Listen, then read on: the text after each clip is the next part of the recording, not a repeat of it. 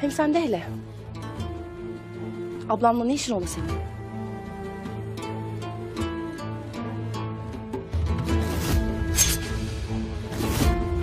Yoksa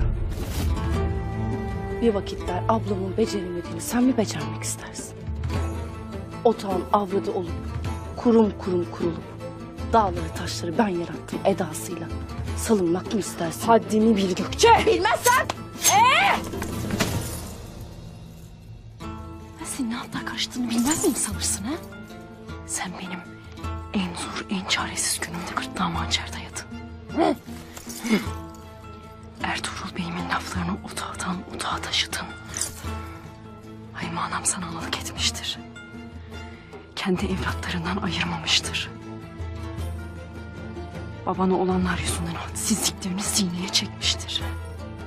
Lakin ben senin ne ananım ne de kardeşin. Bir yanlışın daha olursa gözünün yaşına bakmam bilesin.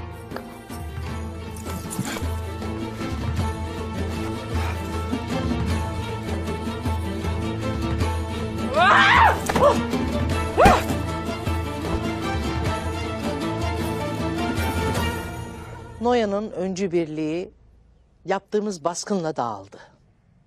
Muhtemeldir ki Noyan takviye birlik istemiştir.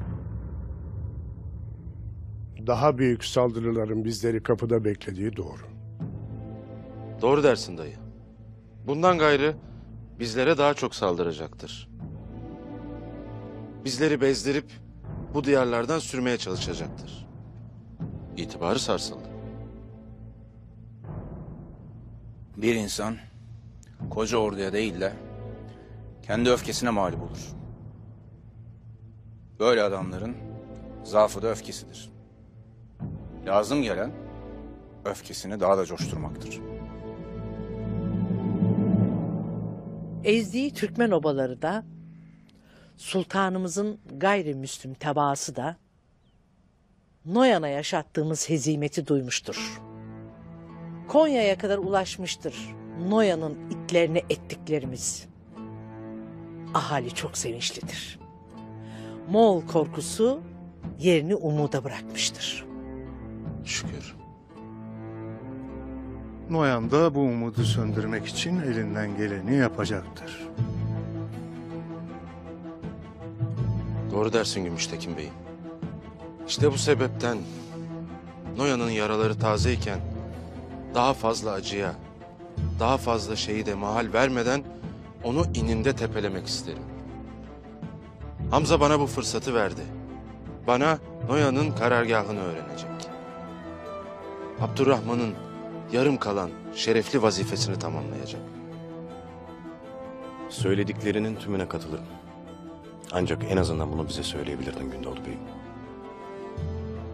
Dayıoğlu, Alp benim Alp'imdir. Vazife de benim vazifemdir. İvedi bir karar vermem icap ederdi, verdim. Günahı da, sevabı da benim boynuma. Doğru düşünmüşsün. Ama inşallah Hamza sana bir daha ihanet etmez. Dayı, varsın Hamza bana bir kez daha ihanet etsin. En azından hainin kim olduğu bellidir. Bizi kocabaş gibi sırtımızdan vurmaz.